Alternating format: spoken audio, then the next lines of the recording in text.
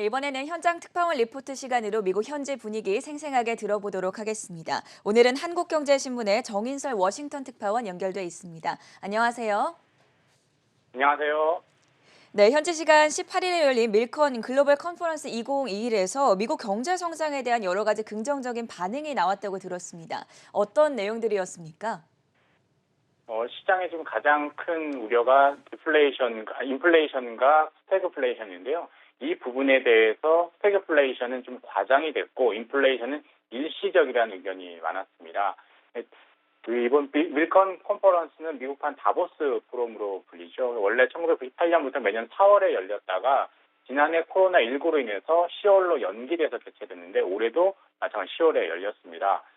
결론적으로 미국 경제는 계속 성장할 것이라는데 다들 의견을 같이 했습니다. 대표적인 사람이 세계 최대 채권 운용사인 핀코의 이메뉴얼 로만 CEO입니다. 이메뉴얼 로만 CEO는 스태그플레이션 가능성이 거의 없다라고 봤고요. 그 근거로 미국 국채 10년물이 현재도 1.5%인 걸로 봐서 인플레이션은 일시적일 것이고 곧 정상으로 돌아올 것이다라고 예상을 했습니다. 캐시우드 아크 인베스트먼트 CEO도 인플레는 일시적이고 6개월 후엔 오히려 디플레이션을 걱정해야 될 것이다라고 전망을 했습니다. 다만 디플레이션이 미국 경제의 침체를 의미하는 건 아니고 기술 발전에 따른 과도기가 될 것이다 이렇게 규정을 했습니다. 최근 또 공급망 혼란이 가장 이슈인데요. 이 공급망 혼란이 자동차 반도체 부분에서 가장 크죠. 근데 이 부분에 대해서는 공급망 혼란이 아니라 반도체 칩이 부족한 그 문제는 바로 경쟁력 상실에 따른 수요 감소다라고 해석을 한 게 눈에 띄었습니다.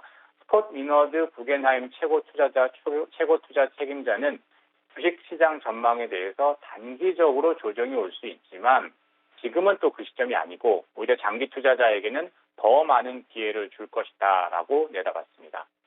네, 미국의 경제 성장과 관련해서 여러 가지 긍정적인 반응들이 나왔다는 점에 대해서 먼저 살펴봤고요. 올해도 역시나 중국에 대한 전망과 함께 또 투자 방향도 제시가 됐다고 합니다. 아무래도 중국에 대한 관심이 뜨거운 만큼 이 사안도 함께 전해주시죠. 네, 맞습니다. 말씀하신 것처럼 매년 밀건 컨퍼런스의 여러 주제 중 주요 핵심 주제 중 하나가 중국인데요. 올해는 중국을 바라보는 글로벌 투자자들의 시각이라는 세션이 있었습니다. 최근에 미국 증시가 좀 과도하게 오른 측면이 있었죠. 그래서 중국 증시에 좀 관심을 가졌었는데 헝다그룹 파산 위기설로 인해서 좀 우려가 커졌습니다. 이런 이중적인 측면이 이번 포럼에서도 그대로 나타난 것 같습니다. 중국 시장은 잠재력은 있지만 규제 리스크가 크다라는 데서 다시 의견을 같이 했습니다. 엠브로스 글로벌 민간 자본협회 최고 경영자는 중국은 소비, 원자재, 명품, 제조업, 수출, 공급망 혁신 등 거의 모든 부분에서 리더 정도 측면을 자임하고 있지만 가격한 규제 때문에 서슴없이 규제를 가하는 국가다라고 비판을 했습니다. 헝다그룹도 지난해 8월부터 시작된 대출 규제 때문에 그 위기가 나왔다라는 게 엠브로스의 진단입니다. 실제로 중국 정부는 올 들어서 반독점법, 사교육 금지, 청소년 개인 규제 막 엄청난 규제를 쏟아내고 있습니다. 구딘과 거 캐피탈 파트너스 회장은 주택 구입자들은 이번 헝다 사태로 인해서 부재가 되겠지만 기업 부도는 막긴 어려울 것이다라고 우려를 했습니다. 핀코의 킴벌리 스태포드 상품 전략 책임자는 중국 채권 시장은 2010년만 해도 3조 달러 규모였는데 지금은 18조 달러 규모로 거의 6배 이상 커졌다라면서 헝다 사태도 너무 빨리 성장했기 때문에 시장만 주시하고 할 뿐 떠날 기미가 전혀 없다라고 예상을 했습니다. 하지만 또 가장 이제 앞으로 중국 증시에서 유명한 분야가 다들 궁금하실 텐데 이번에는 가장 빨리 늙어가고 있는 국가가 중국인 만큼 컨퍼런스 참석자들은 향후에 중국의 헬스케어 시장이 가장 유망하다라고 꼽았습니다.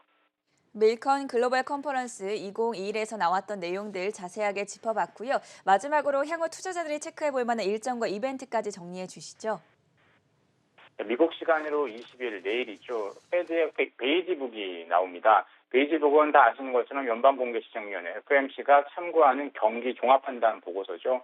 11월 2일부터 3일까지 FOMC가 열리는데 다 아시는 것처럼 이미 예고가 된 것처럼 이 회의 때 테이퍼링 발표를 하죠. 중요한 착수 시기인데 지금 상황으로서는 물가는 예상보다 오래 그리고 빨리 오르는데 고용은 생각보다 빨리 회복되지 않고 있다라는 측면입니다. 8월, 9월 신규 일자리 수가 시장 기대에 훨씬 못 미쳤는데 이 부분에 대해서 페드가 어떤 인식을 가지고 있는지 유심히 봐야 될 것 같습니다. 테이퍼링 일정과 속도에 대해서 영향을 끼치는 만큼 경기 회복, 인플레이션과 고용에 대한 페드의 판단 변화를 보면 좋을 것 같고요.